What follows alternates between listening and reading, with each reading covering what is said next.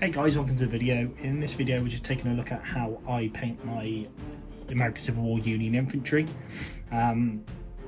So I'm hoping this video maybe give you some tips or some advice on how you can paint yours. I don't claim to be an amazing painter, but this is just how I paint, so just a bit of a look into that. Most of my collection is Perry miniatures, so I've used Perry miniatures as an example. I've got a plastic chappie built here.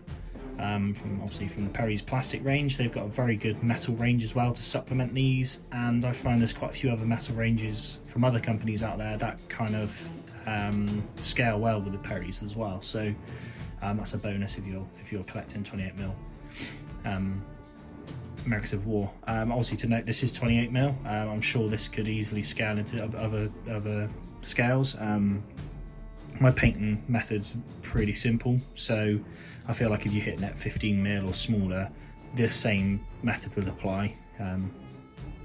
So starting with, I'll base them here, so I'll build them and base them. I don't paint on the sprue, I build and base them. That can be a bit troublesome when you're kind of getting into all the nooks and crannies, but the way I paint things, I don't go super over the top on detail. It's just a matter of getting them to a tabletop standard in my opinion. So that's where I find if you assemble them here, then it's not such an issue. Next step is I jump in with a primer. So I always prime grey, it's just something I'm used to. I'm not sure if there are any other benefits of hitting white or black primer at this, with certain mods. If you want to comment down below and let me know what you think on priming, but I've kind of just always been a grey primer, and I started off priming black, shifted to grey, and that's what I like, so this is what I do. So this is the grey primer I use. I only use this because it's accessible to me. There's a shop up the road that sells it, so it's easy for me to grab this. I've used Halford's grey primer in the past as well. I thought that worked really well, but this stuff does plastic and metal, which is handy. So yeah, this is what I hit it with a grey primer. What I was going to do was show you one of them, but I've jumped the gun and started painting these guys when I should have been videoing. But anyway, so once they're primed, I come in and hit them with a dark Prussian blue for the coats, for the sack coats, and this is what this should look like. So I've just basically gone mad with it, watered down the Prussian blue, and just got a big brush and flopped it on there. Very rough and ready at the start on these painting processes, but by the time you hit it with a wash, it kind of all blends everything and neatens everything up. So I do the big block colours first. So I've gone and done the jacket. What I'm going to do now is go do the trousers. So I'll quickly paint all that, and then I'll jump back and just talk about what I've done with the trousers. And then we'll just shift step by step, just explaining what I do, what colours I'm using, to kind of help you. So we'll go to the trousers now.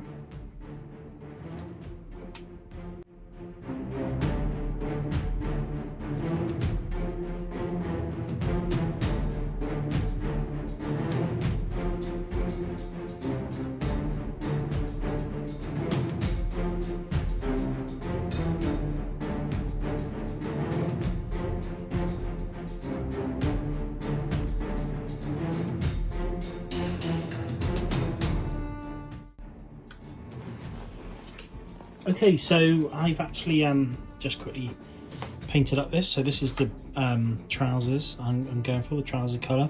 The lighting's not great here, so I'm not sure how clear this is going to be. But just to point out, I don't know if I mentioned previously, but I actually batch paint in 24 man units because that's the size of my units. So if I batch them in 24, it just means I'm kind of getting through those units as well. So it's a good way of any tips if anyone wants the slog, they can maybe think about doing kind of unit size batch painting rather than just a couple of models here and there. Obviously it's all up to you. So the choice of trouser colour I've gone for Vallejo Sky Blue. Seems quite bright at the moment, but when the wash is on there, it'll bring it down a bit. What I have done as well, I've painted some miniatures with the grey blue from Vallejo. or Vallejo, should I say. I've painted their trousers grey. It's kind of blue grey, and I'm sorry, I was just looking for an example. Got this chappy here. There's kind of a big difference in trouser colour, but I think it kind of sort of works. It's just to break it up really, because there'll be different sort of trousers and stuff like that in different regiments perhaps. So there's that. So fairly simple again. It's just this is one of the easier coats to do, the top and the bottom, because there's nothing else going on at the moment. So that's that. What the next one we're going to go on to now is just painting the black. And to paint the black, I'll pick out the scabbard for the bayonet, the knapsack, the cartridge box, the strap for the cartridge box, the belt, as well as the leather on the kepi, or the forage cap, and also the percussion cap box on the front of the belt as well. I paint that black, as well as their shoes.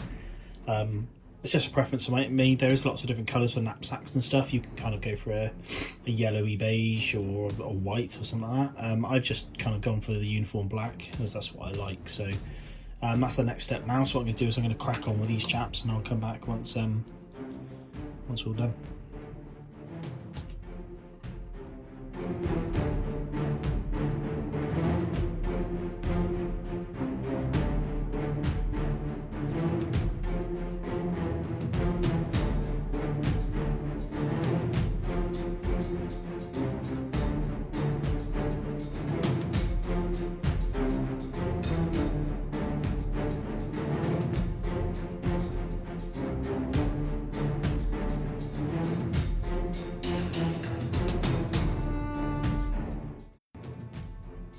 Okay, so this is the black now finished.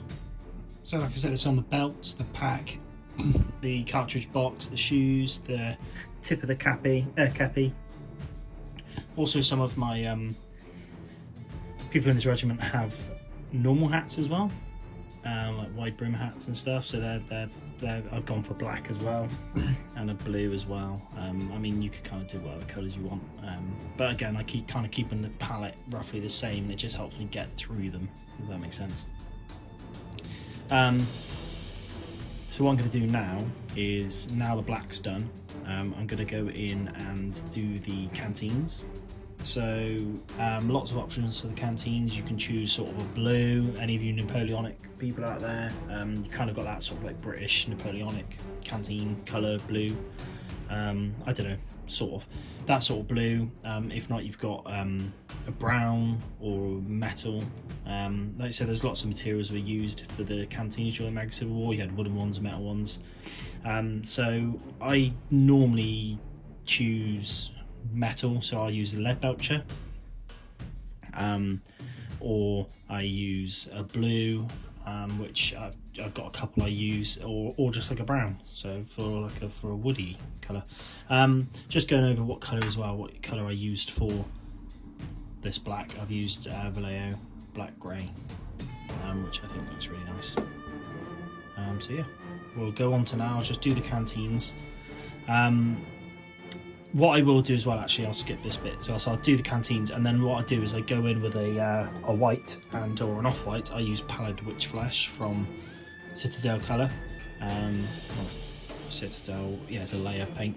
So I use Pallid Witch Flesh. So what I do is I'll go around and do the strapping for the canteen. So do the canteen and the strapping for the canteen. So normally you find it's just across the front and around the back. Once I've done that step, I'll come back.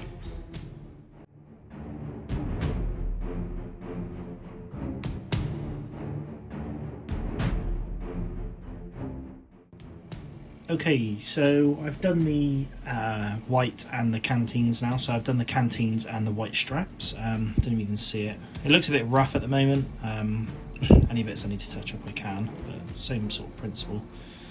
You can't really see the canteen on this guy because his arm's over the top of it. Also, like I said, it does look a bit rough, but by the time you chuck a wash on, it kind of blends a lot of that. Let's pick another chappy here, so he's kind of got that blue. So got that blue canteen. Can be a smidge fiddly with the white straps, but yeah, it's kind of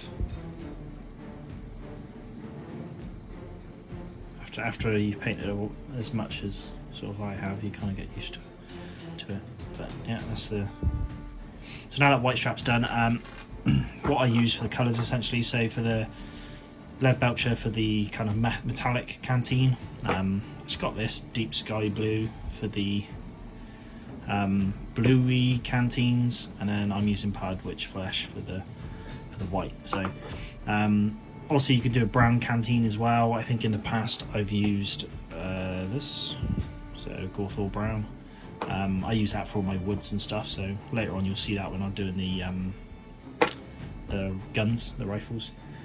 But yeah, so now that's done, the next step I normally do is the gold. So that's a two-part process, the gold, but to start with we just hit it with a base colour, and then after the wash I come back in and pick it out. So once the gold's done, we're more or less ready to wash it. I leave the bed rolls to the end, so I'll go ahead and do the gold and I'll come back for the final step.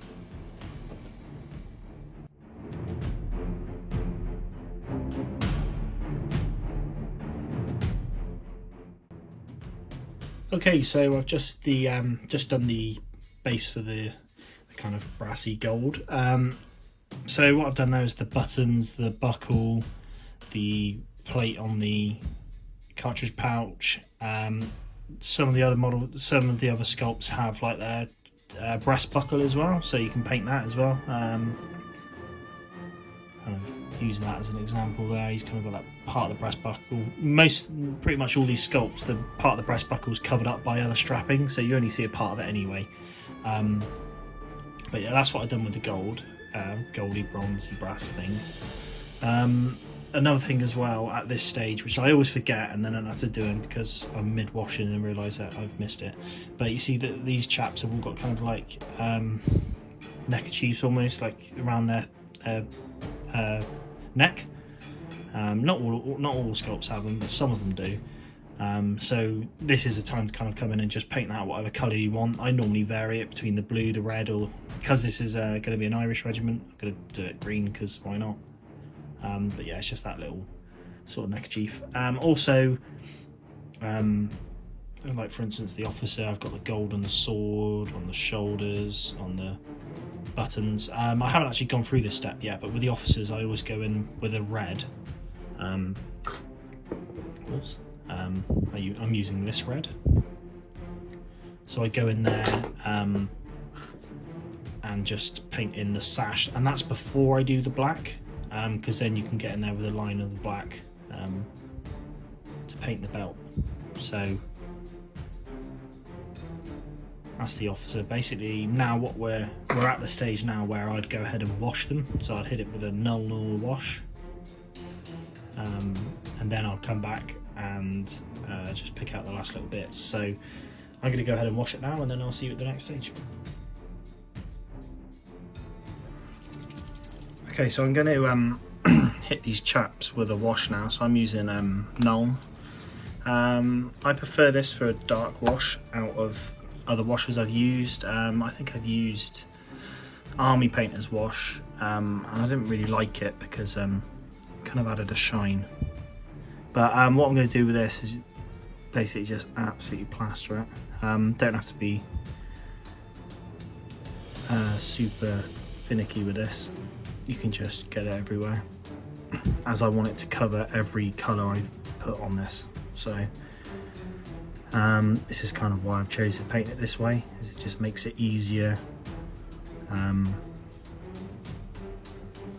when it comes to doing this. Essentially, I've done it with my Confederates where I'll wash different parts of the miniature at different times, and it's not hard to do, it just takes more time. Whereas I kind of narrowed it down when doing the Union to try do the wash, wash as many parts of the miniature at one time as I could. So that's kind of why I've done it this way. Yeah. So, sorry if I've done that off camera, so I'm trying to look around whilst doing it. So, yeah, I've just washed this guy with Nuln. You can really just slap that on, but I would say if you go on, when you this is one I've already washed, but you want to kind of, actually I've missed the leg. If you go too heavy on it, you find it pulls on the trousers a bit too much, and it can look a bit odd. So if you try, just be a bit wary of that. I've got some other miniatures I've done, and I've done it such a heavy wash, and it does look a bit, in my opinion, looks a bit rubbish.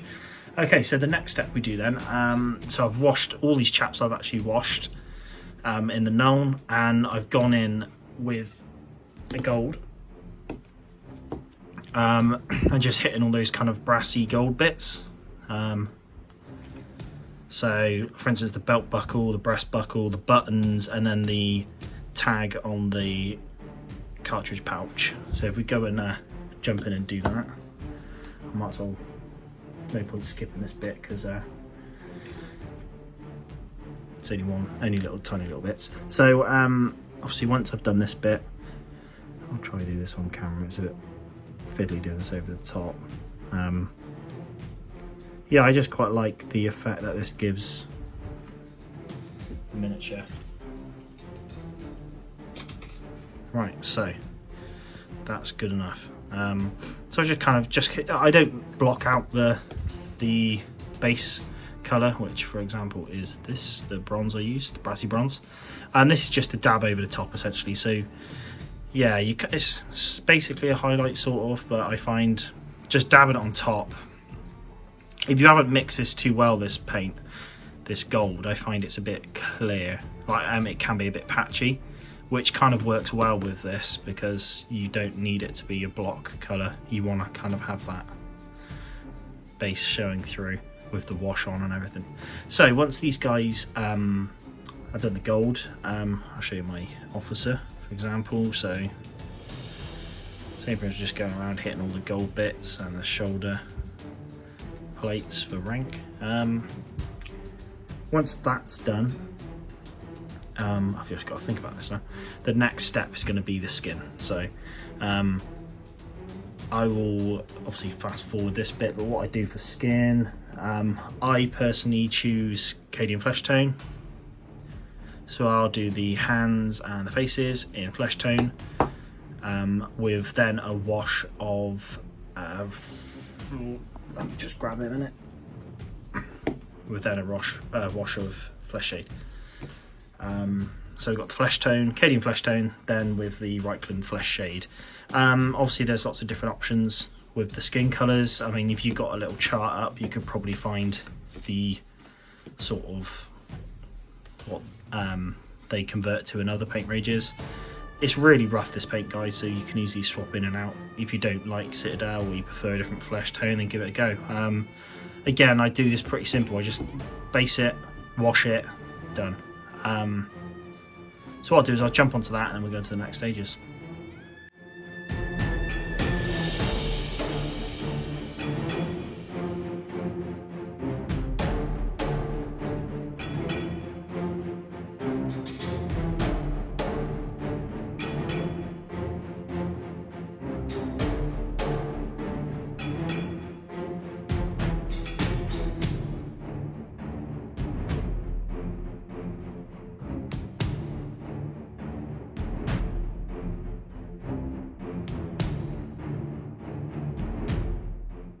Detail, but yeah, now that wash is on, that's the skin more or less done.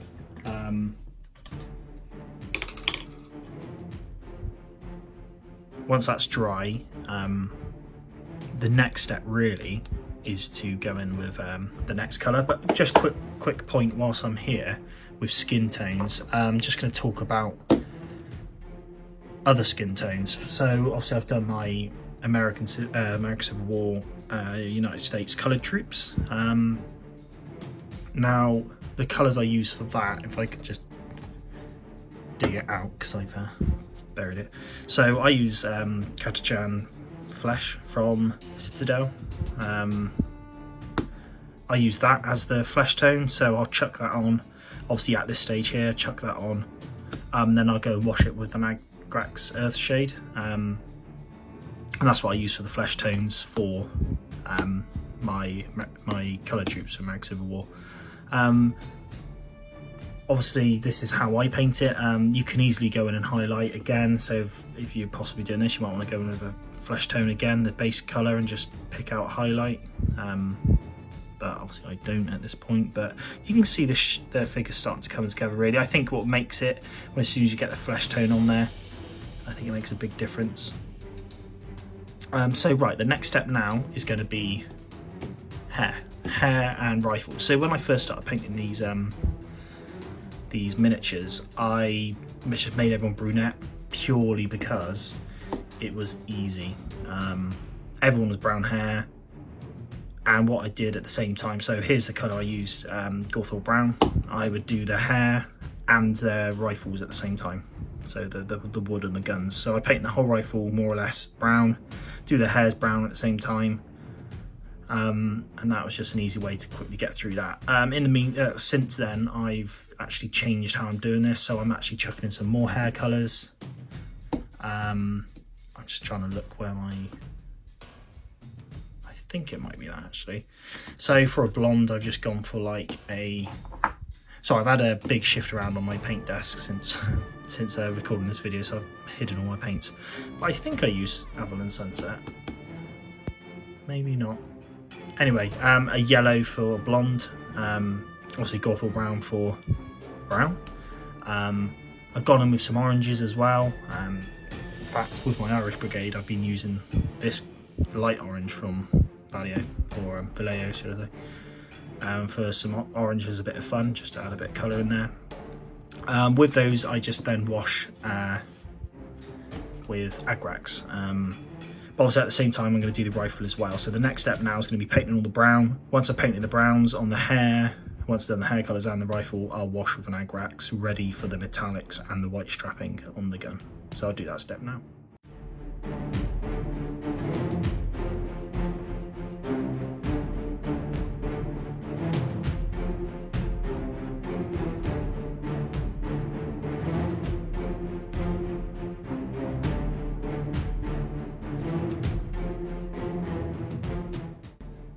Okay, so I've gone and just painted his hair and the gun, the actual rifle sort of wood part. I'm going to apologise for the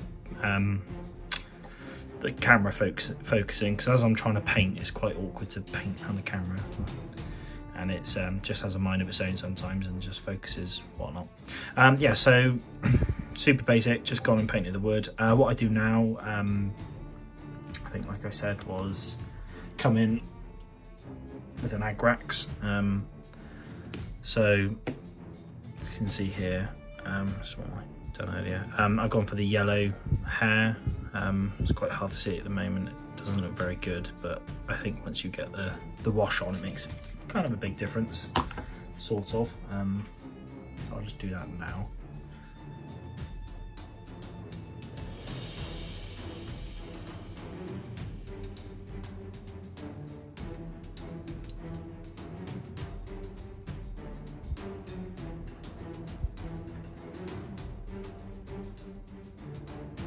But getting this wash in like this as well really brings out the sort of details on the rifle,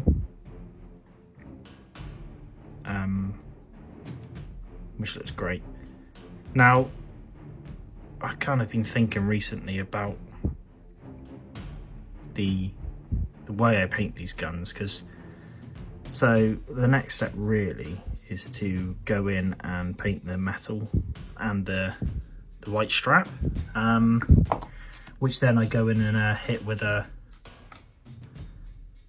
another wash. So I don't know, again, it's kind of a force of habit really, the way I do these. It might be easier, you put the wood in, you do the metal, you do the white strap, and then you just hit the wash at the end, you know, because I'll go in and do a non-wash on the next stage, whereas I'm sure you could use the same wash just to save time, but I think maybe I've overcomplicated it a bit, perhaps. But anyway, now the wash is in. Obviously it's a bit shiny at the moment whilst the wash is wet. But I think that makes a big difference. And yeah, the next step then is I come in with metal. So I use lead belcher. And then I use powdered witch flesh. There we go. As my white. So I'll do the barrel, the bayonet, the banding, the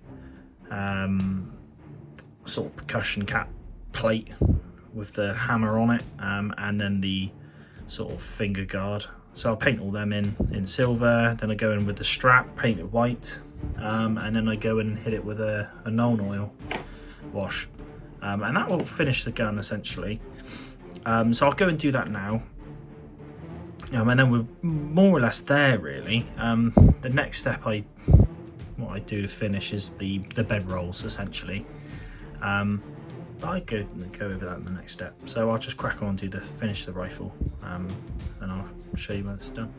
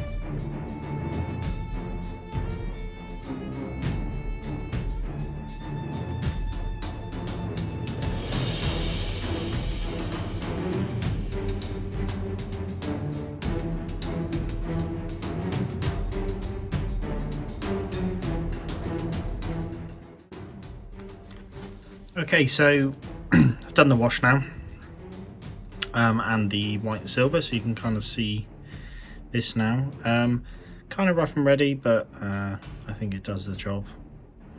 I think I might have already said this, but you could potentially, when you're doing the barrel, like the wood stock, you could do the wood, then the silver, or should I say the metal, then the white strap, and then hit a wash all together rather than making twice the amount of work for yourself. But it's kind of the way I've done it, and I'm sort of used to it, so that's the way I do it now.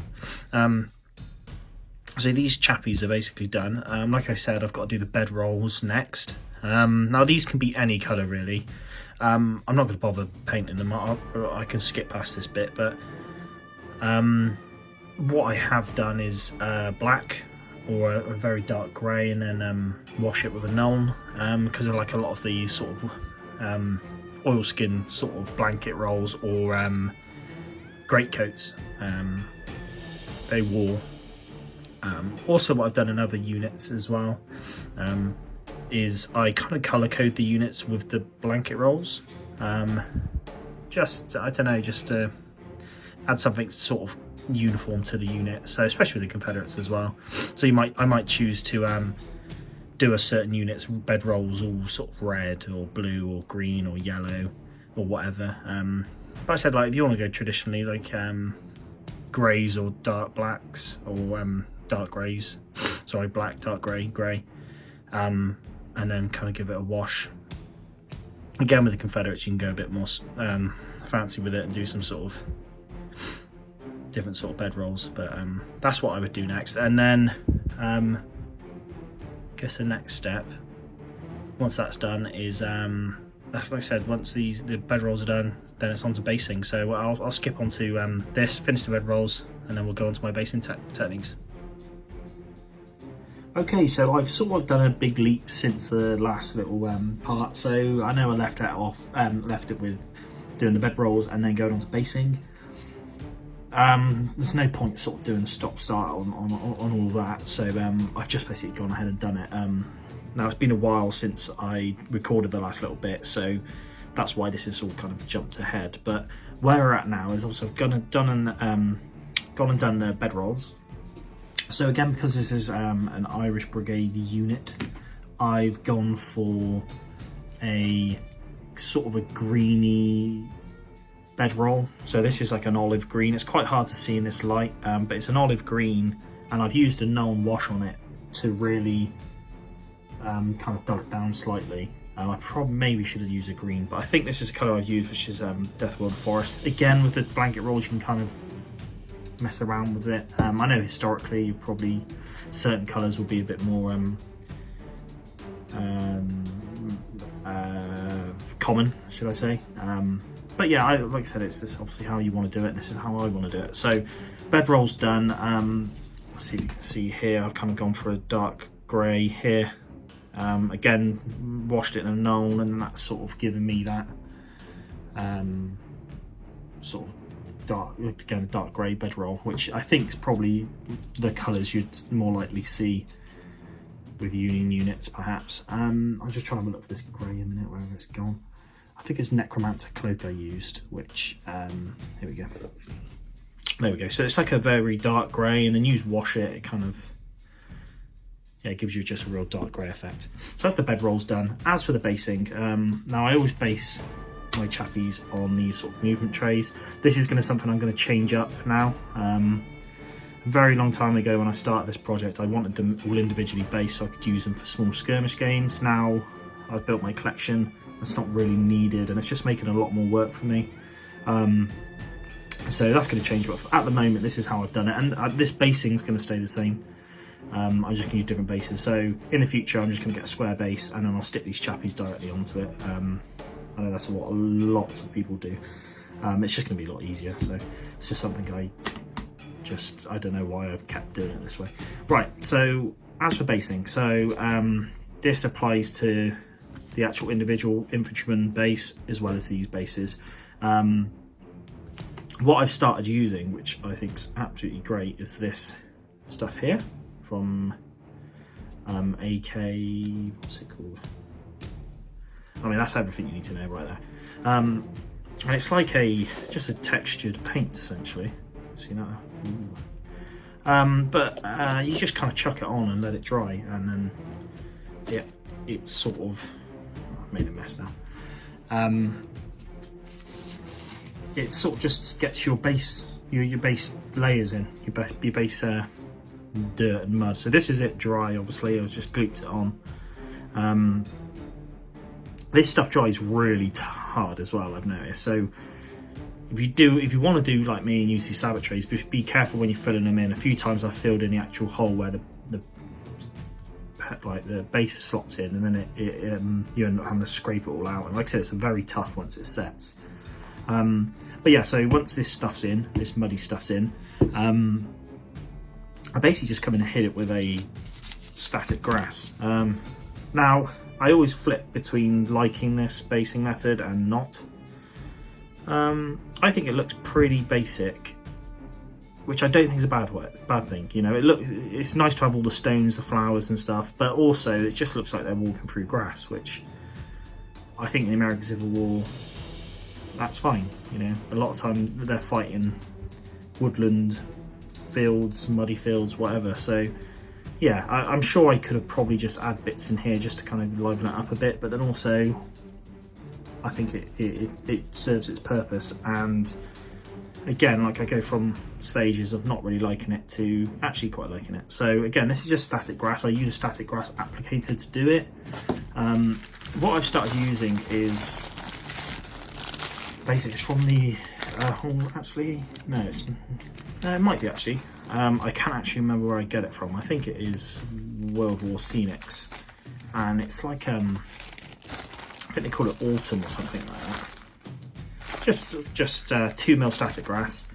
On a side note, if anyone's seen my artillery stuff, I use this 4mm stuff, which is like a darker stuff, and I just use that to add patches of longer grass in there.